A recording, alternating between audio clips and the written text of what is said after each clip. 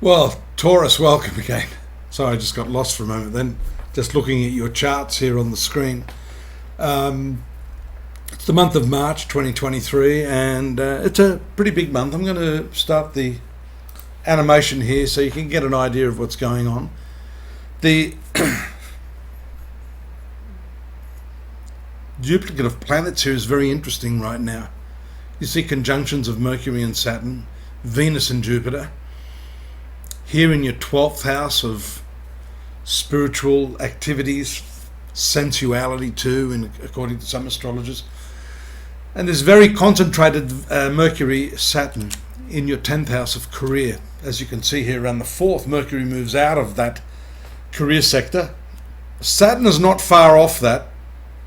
You'll see Saturn also makes a move on the 7th of March, just as we see the moon swinging around here into its full moon phase in your 5th house.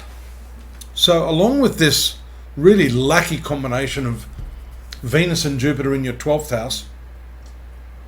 house of sexuality, this 5th house is a house of love affairs. So it appears to me that there'll be a lot of activity socially here. You can see the Neptune, Sun, Mercury, and again there, as I said, the transit of Saturn into this 11th house. Look at that conjunction of 4 planets. They're really bringing a lot of attention and activity to your social life.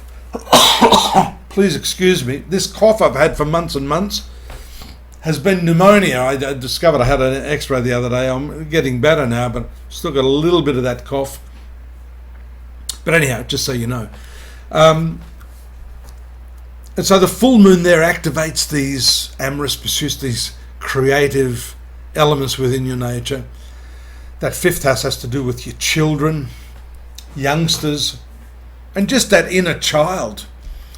So I see this period being a really favourable one for you, Taurus, one in which you can start to enjoy yourself again, plug into that social network where you can maybe meet someone that's on your level, that's resonating with you on a heart level. Now that's whether or not you're already in a relationship, because this doesn't necessarily mean meeting a soulmate, although you may if you're already otherwise engaged in a relationship. It just means connecting and resonating with other people, especially on a creative and spiritual level, which is shown by this 12th house combination. So this is really a feel-good month. There's a little bit of a problem still there with that slow-moving Mars in your 2nd house of finance. That actually gives you some relief as it moves into the sign of Cancer on the 25th. So up until that time, there may be some problems here. You know, the 2nd house is income, the 11th house is profitability, 12th house is expenditures. So these parts of the horoscope are all activated this month. So it can show an equal amount of income and outgoings. It requires a bit more balance in terms of the way you're doing your business, the way you're negotiating, and caution necessary, especially as a result of this Neptune and Saturn. It's a wide combination, but it's there in your 11th house. 12th house is also secret enemies. So you've got to be very, very careful with the people you deal with.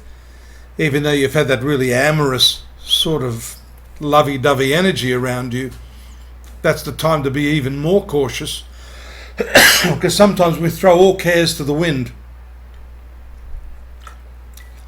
There's Mars now moving out of this 2nd house. That may have caused some disputes. You notice also on the 22nd that new moon took place here, or will take place here in this 12th house.